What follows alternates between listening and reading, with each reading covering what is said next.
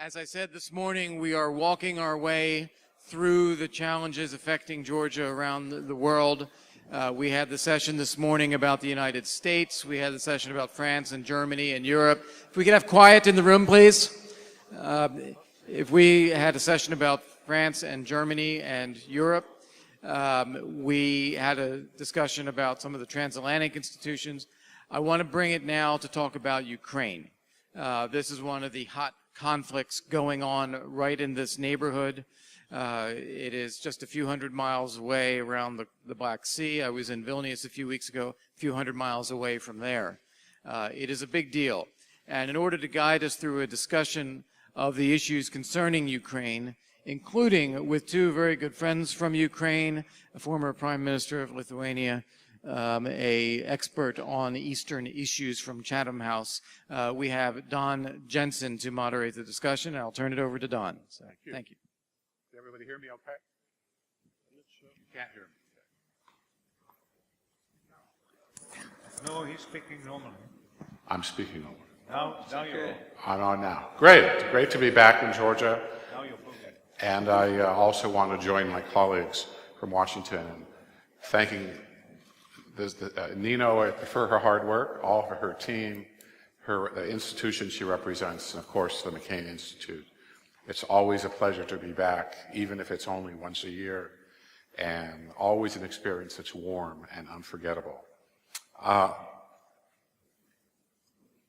2 years ago and last year, we talked a lot about Ukraine fatigue, and I think it's very fair to say that certainly in Washington, the issue is anew on the agenda, an issue that a lot of people debate and talk about. And there have been a number of course, important developments this year with the new administration. First would be the appointment of our friend and colleague Kurt Volker as Special Envoy, one of the most distinguished members of the Foreign Service. Second would be to the surprise of many, the tightening of sanctions by the U.S. government. Third would be the debate about possible weapons sales to the Ukrainian military. And fourth, but not least, would be the increased NATO presence along the Russian periphery. All of which make Ukraine, as we've seen in the panel and the questions earlier, a more central issue than it has been for many months. But before we start, I want to take a few seconds to talk about how far we've come on this issue in the last 2 years. 2 years ago, when we were outside in the sun, we talked about how far Putin would go. We talked about a Ukrainian military establishment that's very much in need of reform. We talked about a dire economic situation, and we talked about the worry, the concern that our partners and allies in Western Europe would tire of the issue and not renew the sanctions. And that debate about the renewal has almost disappeared from public discourse. So we end up in a situation, I think, that's accurately summarized by the title of the panel. Is Ukraine making progress, or is it on the verge of crisis? And I can think of no four men better able to talk about this issue than our guests today. Many of you know Ambassador Shamshur, who before his current post in Paris was ambassador of Ukraine to Washington. My friend James Sherr from Chatham House in London, who has spent 20 plus years working with the Ukrainian security establishment and many more years studying the country. Sergii Leshchenko, current or former member of the Rada. Good to see you again. And Mr. Kubilius, former Prime Minister of Lithuania. My own view is that there's very serious progress and also crises in a number of areas, but I want to focus on that after our remarks from our guests, let them speak and give their views, and then we can engage in a very vigorous and I hope informative question and answer session. So, Ambassador Shamshur. Well, thank you. So it's a great possibility to be here again, and having spent some time at Washington, as you mentioned, at the Ministry of Foreign Affairs, I remember that practically invariably, when someone mentioned Ukraine, there was this dichotomy, moving ahead or verging or being on the brink of disaster or crisis. I think it's actually we should take over that. And if you want my honest answer to the question put at the title of the panel, I think that basically we are on the right track. We are really moving in the right direction. We are advancing. For quite some time, since practically 1991, Ukraine was treated as a country, as a state of perennial potential. So we have a potential, and finally we have started to realize this potential.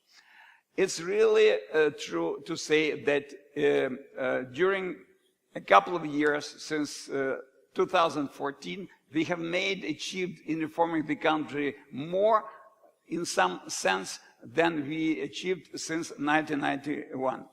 And I think that the most important point is really maybe more nebulous, more philosophical, but it's really important that we finally crossed the point of no return as far as the choice of the model of development is concerned. So we have rejected the neo-Soviet Putinian model of development in favor of the European Western democratic model of development. And that's very important. And it's also very important that it didn't come like that.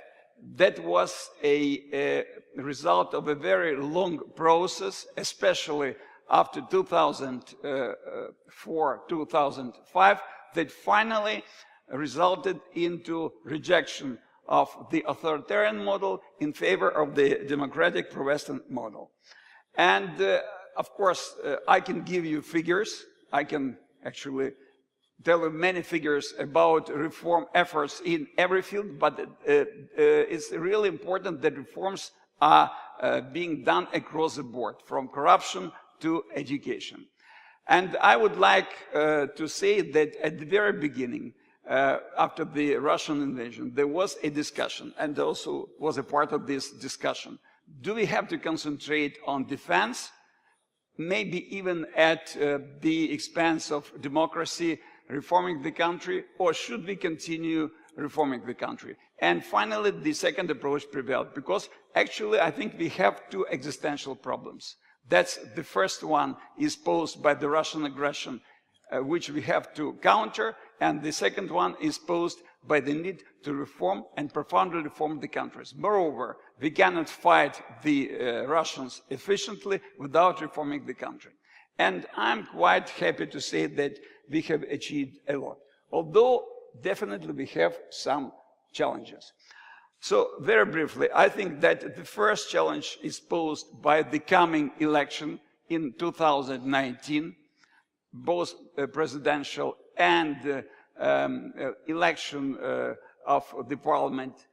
And I'm speaking about the political agitation, political, if you wish, activities evolving around the election. But I think that this election, on the other hand, might present us with the possibility of mobilizing, of coming to the fore of those people who were at the Maidan, those young and most importantly, new faces in terms of their content, of their nature. That's a possibility. And definitely that's also a challenge for the present ruling class to encourage those people to come to the fore, to the political scene. The second challenge is posed by the resistance to the reforms. That was expected, but I think it was not expected that it would be that strong after 2013, 2014, when many people, most of the political class was united in overthrowing Yanukovych. So I think that in spite of the fact that we have, I think, the overall societal consensus as to the choice of the model, we have still very large swathes of the political class who feel very unhappy with the depth and the nature of the reforms. And to be quite frank, we have still large swathes of the population that are also to somehow nostalgic for the times of the state protector of the Soviet or neo-Soviet, post-Soviet times. And all those factors combined, they give the rise to populism. They may be the threat challenge. And in this sense, and I will come back to what I said at the very beginning, I think it's really important not to look at the Ukraine anymore apart from the processes that are taking part in the world. In the States, in Europe, where on the one hand, we have seen the wide rejection, the resolute rejection of the old ways of politics, and I've seen that, for example, in France, where I work now, and at the same time, there was also the huge movement of populism, those people who were proposing very simple answers to very difficult problems. And unfortunately, we have that in Ukraine, and that poses an enormous challenge.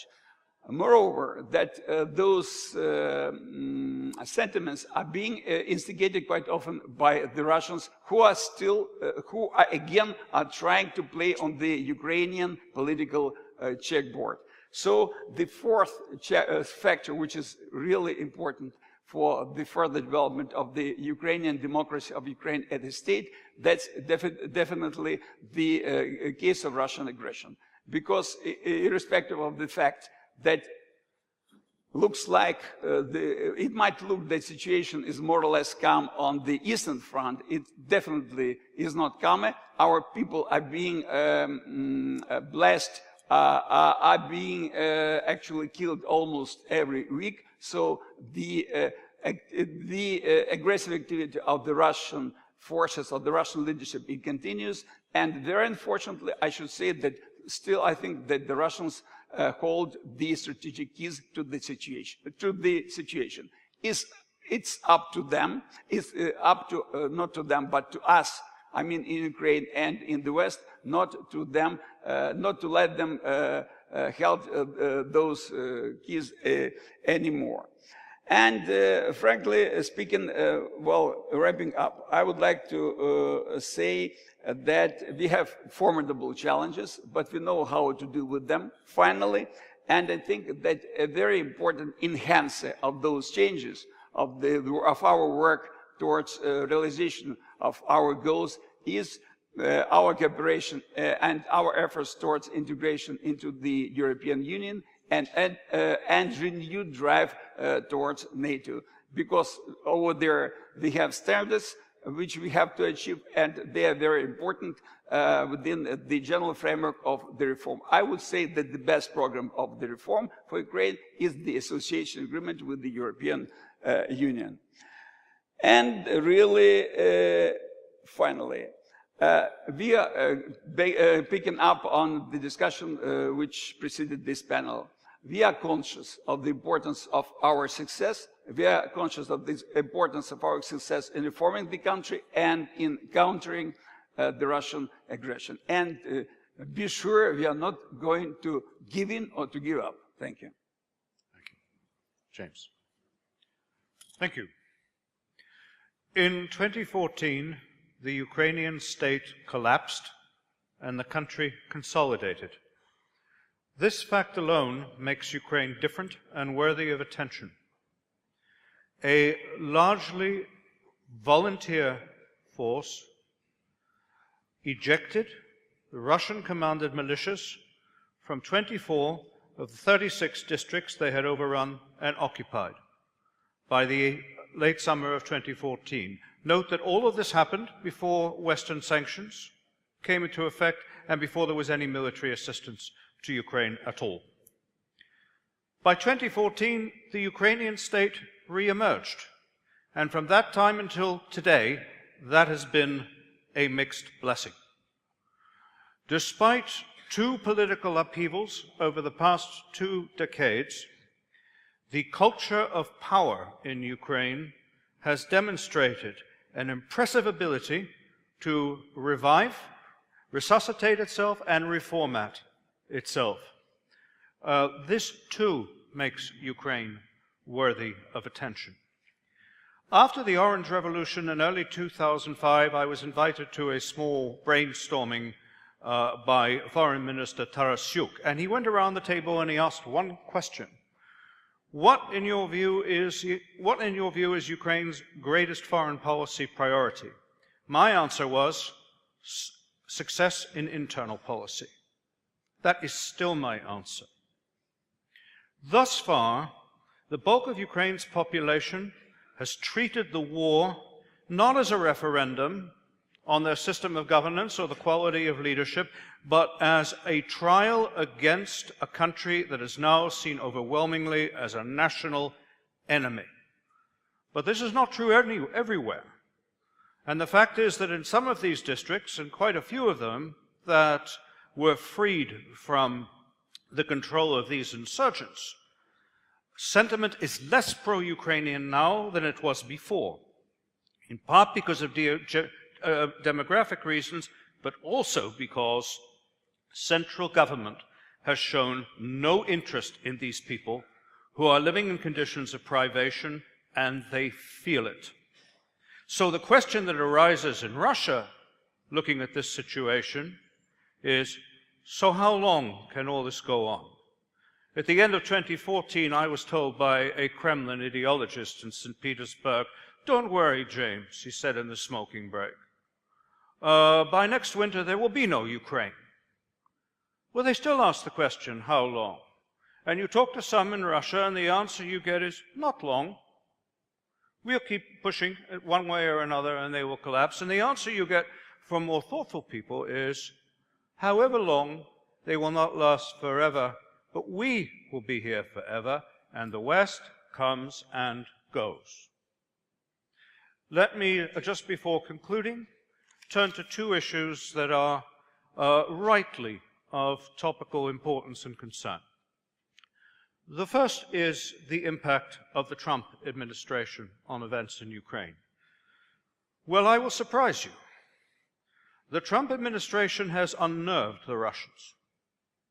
And so far, it is creating a measure of restraint.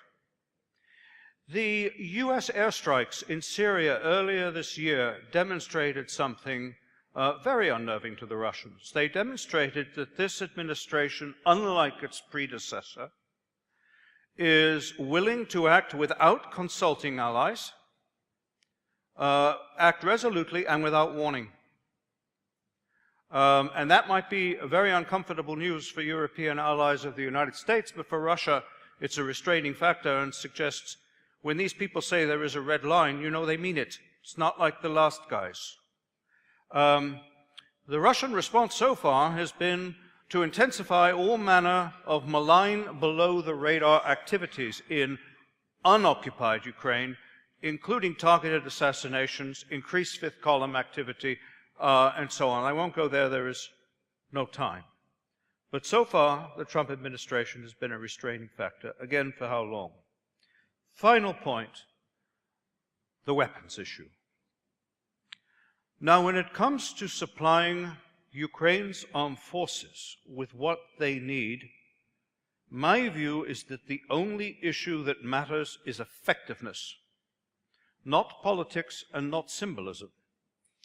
In this enterprise, there are no silver bullets. No matter how motivated and how well trained your army is, no matter how many javelins it has, armed forces on the high-tech battlefield will be eviscerated if they do not have secure communications and electronic warfare capabilities. If your enemy is proficient at the higher operational scales at maneuver warfare, but your system of command and control is over-centralized or chaotic, you will be defeated in combined arms battle even if your hardware is modern and good. The problem, the fundamental problem we need to address in Ukraine in the defense area is that on the front line, Ukraine has a 21st century army that understands fighting Russia and fighting hybrid war, but it is an army commanded by clones of the late French General Gamelin in headquarters, who are loathed and distrusted by frontline troops. Those people in Ukraine who are unwilling to address this these deep-seated issues. Instead, speak about javelins. We should not be diverted. So let me leave it there. Thank you. Thank you very much for this opportunity to talk to such audience, and thank you for Nina organizing this event. All discussion about Ukraine during last 3 years is discussion about the glass. This is glass. Is it partly full or partly empty? And frankly speaking, from my point of view as Ukrainian politician and former journalist, I am a little bit tired with such discussion, because we want to see not just the glass partly full or partly empty, but full bottle of political will to implement the reforms which are necessary for our country to be successful and to fulfill the demand of society, which was on our revolution of dignity 3.5 years ago. I completely agree with our ambassador that Ukraine demonstrated incredible and unprecedented progress comparing the previous 25 years, but at the same time, it is much less than society wanted to see as a result of such dramatic events on Maidan 3 years ago.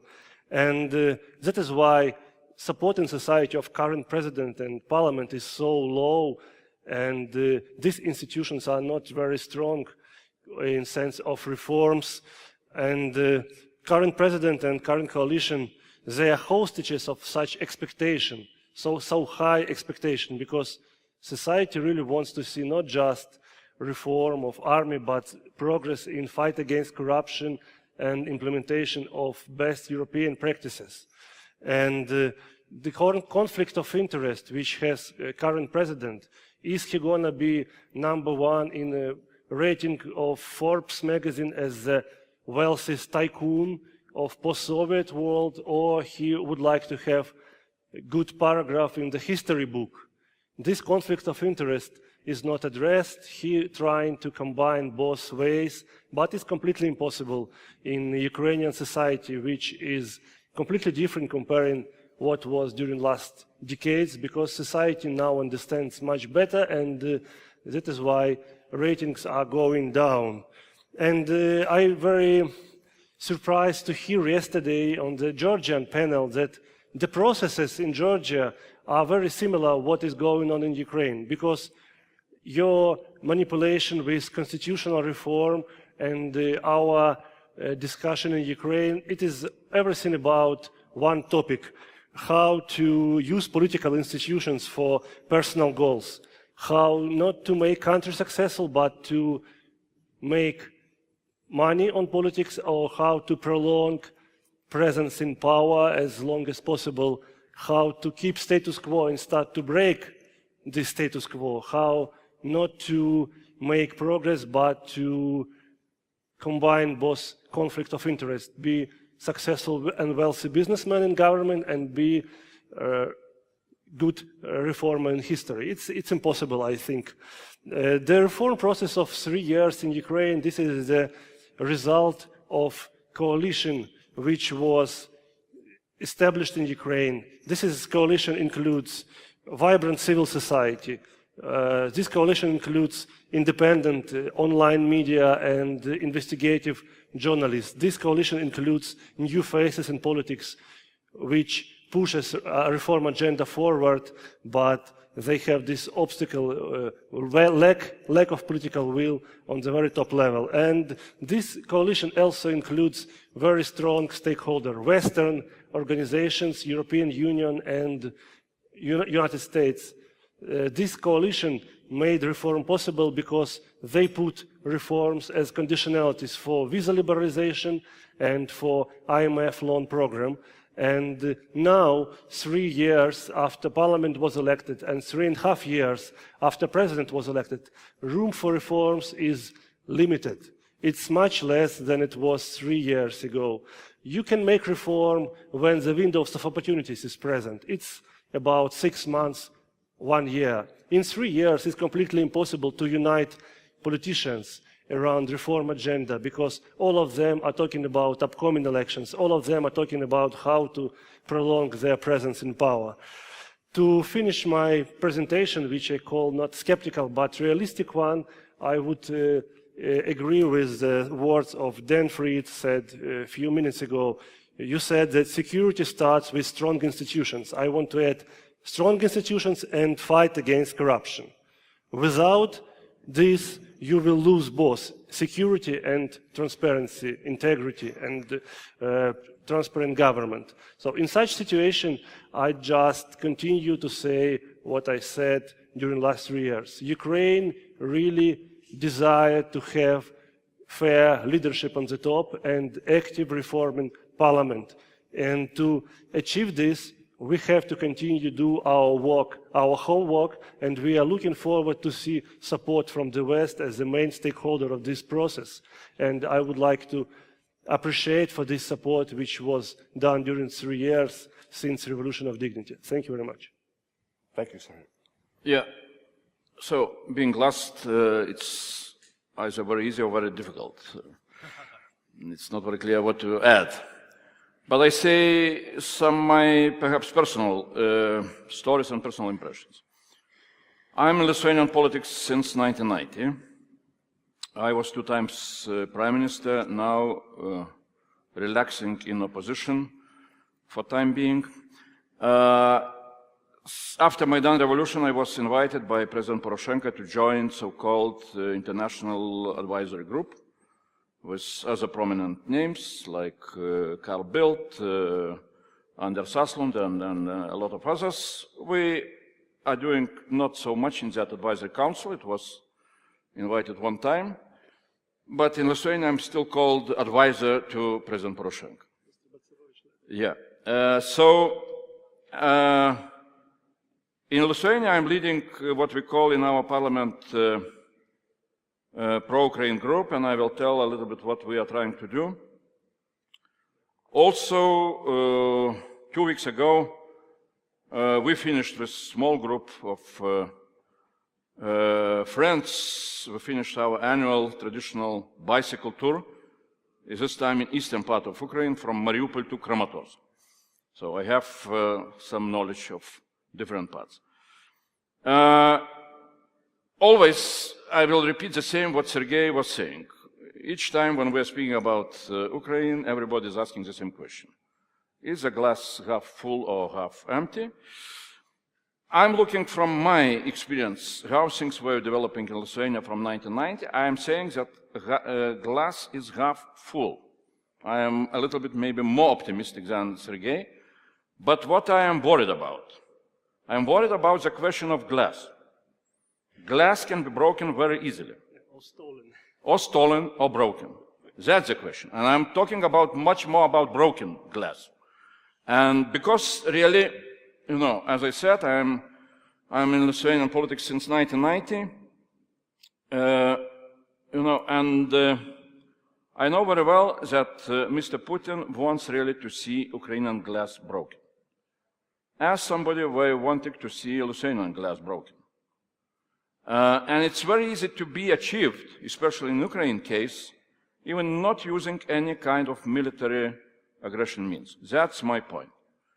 So what we did in Lithuania, when we started to discuss Ukraine case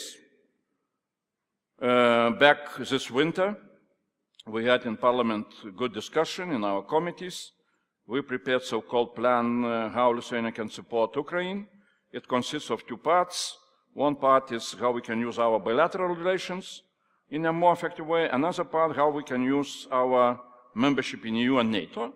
And we produced what we call Marshall Plan for Ukraine. It speaks about conditional investment package into real economy of Ukraine. But I would like to expand a little bit what was our philosophy, as I am calling, why we started to speak about this Marshall Plan.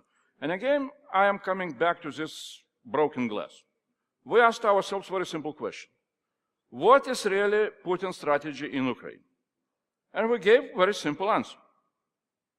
Our answer was that Putin, if I would be Putin, that is nightmare, nightmare scenario, I would look for possibility how not to allow Ukraine to become a successful country.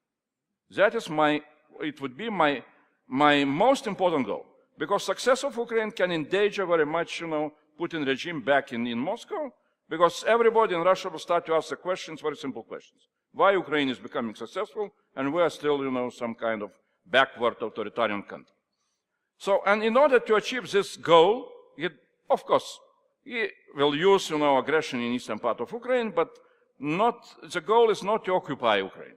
The goal is not to allow government and people to spend all their efforts on reforms and on creation of success. And just waiting when really the satisfaction of the people, because reforms are not going on, life is not improving, when the dissatisfaction of the people will bring during the next elections somebody who will say, let's abandon all the reforms. Maybe it will be not the very pro-Moscow guy, not like Dodon in Moldova, but who will say, let's abandon all the reforms. We shall do, we shall live in a perfect life without all that, European integration. That is, I think, is a most, powerful dream of Mr. Putin, and he is good in trying to achieve that goal. It's very easy. I can tell our story very short. 1992. In 1990, my party, we won elections in Lithuania. We had a majority, SAIS movement, Popular Front movement. We declared independence. In 1992, our parliament started to be not workable after we got recognition of independence international. And we decided that we shall go for extraordinary elections. And we were, absolutely sure that people should be so grateful to us that we brought independence, they will vote for us, and we shall keep going on with our, pro-reformist majority. People voted totally against us. People voted for former Communist Party. Luckily, our communists with former, with late Brazauskas were quite clever. They were trying to become European-type socialists, and they did not change direction. But that is the outcome of elections, which perhaps were a similar outcome Mr. Putin wants to see, in Ukraine. So we ask then ourselves, do we in the Western community have a clear strategy how not to allow Putin to win with his strategy in Ukraine? And our answer, unfortunately, was a little bit skeptical. We do not see such a clear strategy. And then we ask ourselves, so what kind of strategy can be really implemented from the Western community side in Ukraine in order not to allow Putin to win? And we came down to a very simple conclusion, that there were only two successful geopolitical Western initiatives after the Second World War, which did not allow, Kremlin to achieve his goals in European continent. The first one was Marshall Plan, 1947. Second was enlargement of EU. We concluded quite realistically that for time being, membership perspective for Ukraine, membership in EU perspective, perhaps it's not available of different problems inside of EU. That is why we stopped then on Marshall Plan. Of course, EU enlargement should be perhaps more effective instrument. It saved us back in 1990s. Why we were not, losing motivation for reforms? Because we had this, very clear perspective which was shown for us by Western community, and we were keeping on track.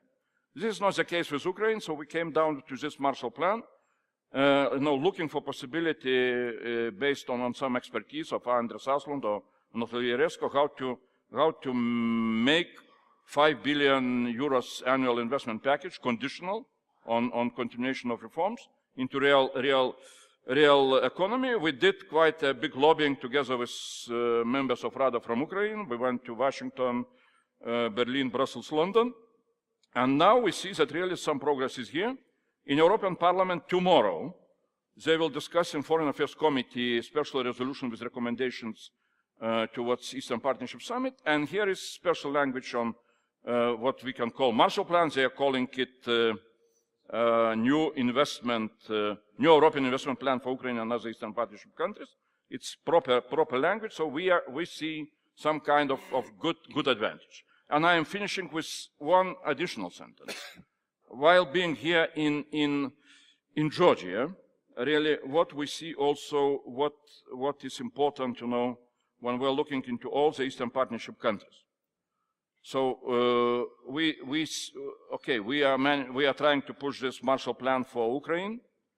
We see really that in the Western community we need to have a very clear strategy, long-term strategy towards Russia, and the only strategic goal which we see as a proper goal is to surround Russia by successful Eastern Partnership countries, and Georgia can be a very good example, having such a majority, political majority, which sometimes is used not for a proper goals here, but Georgia can be a rock star in really pushing forward all the harmonization of legislation, which is needed for membership perspective. Why I'm saying this?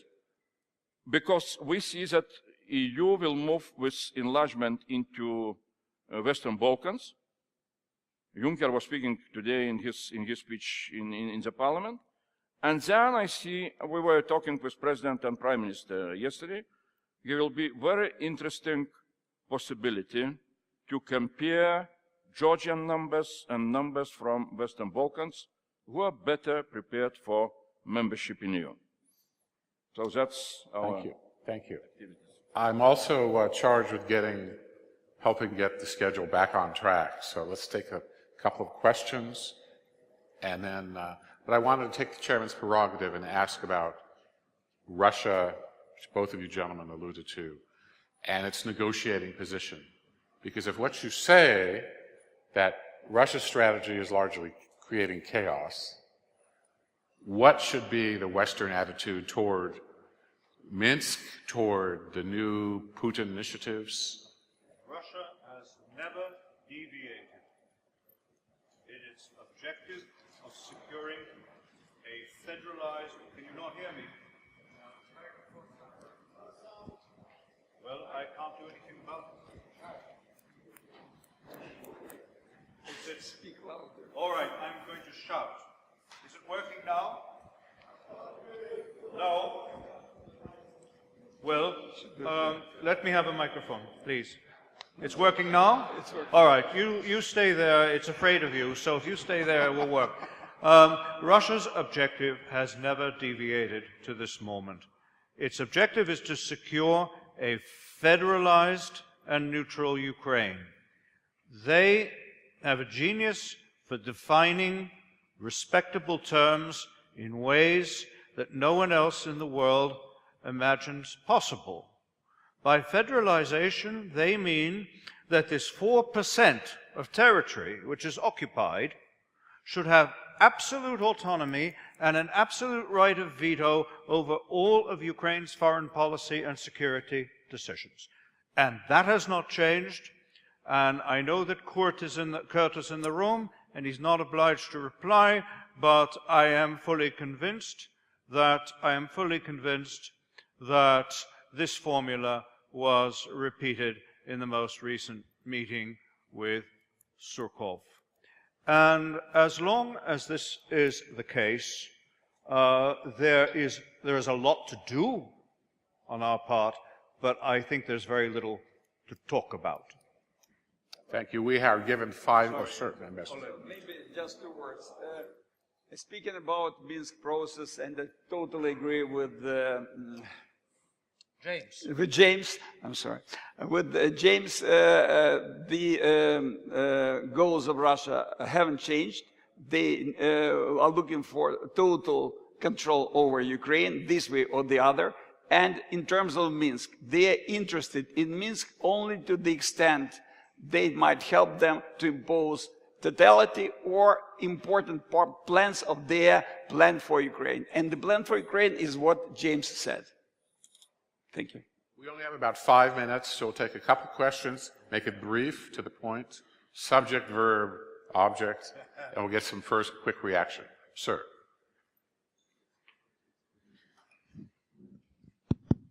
Thank you. Georgi Baramidze, representing UNM. Thank you for organizers to invite such a distinguished people. Unfortunately, in UNM, we have no pleasure, Mr. Prime Minister, to relax in the opposition, as you know, but we had a great cooperation when we were in the power. One comment and a question, brief question. As a representative of the party that been led and still the leader, although informally, the President Saakashvili, we have a great interest to have Ukraine succeed in order to have Georgia also together with Ukraine and other Eastern European countries to succeed. And in this conjunction, my question, what you can say about the most important, three most important things that realistically can be done in this situation in Ukraine in order to succeed, in order to survive and make Putin's Russia to be defeated in Ukraine. Thank you very much.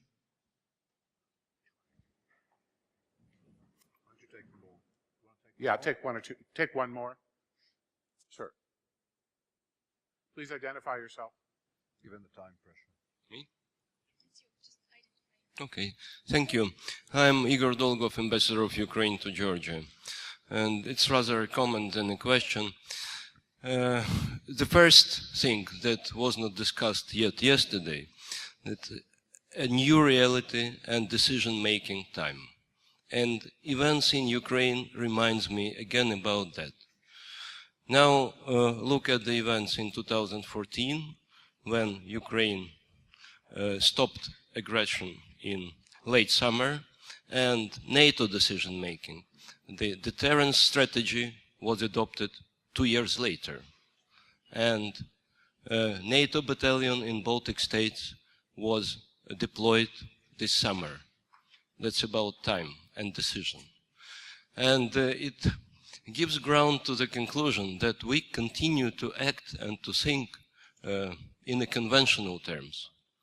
Instead, the Russian Federation under Putin acts absolutely in a different matter, without any need to build consensus, to organize decision-making, just act.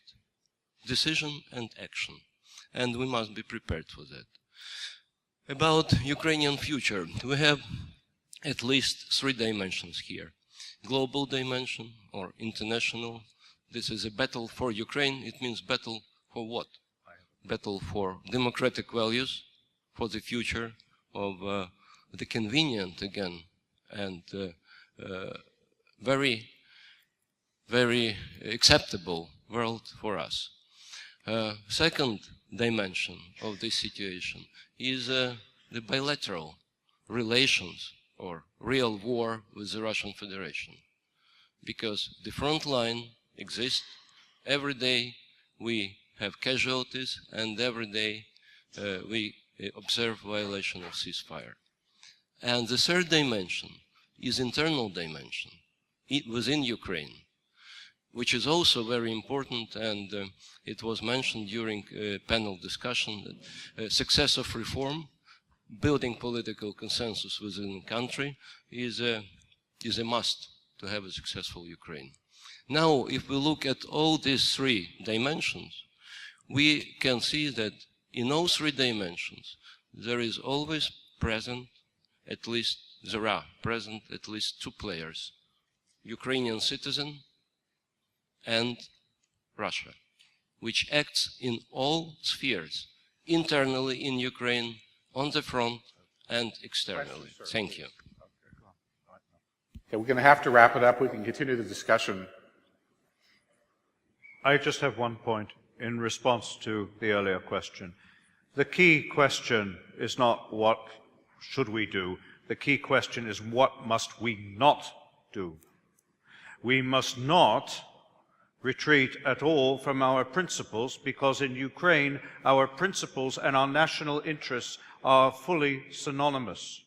We need to recognize also that the documents and treaty regime that ended the Cold War, that restated the Helsinki principles of independence, sovereignty, the integrity of national borders and territory, and freedom of choice, were not made conditional on upholding Euro-Atlantic standards of governance, nor does the Charter of the United Nations do this.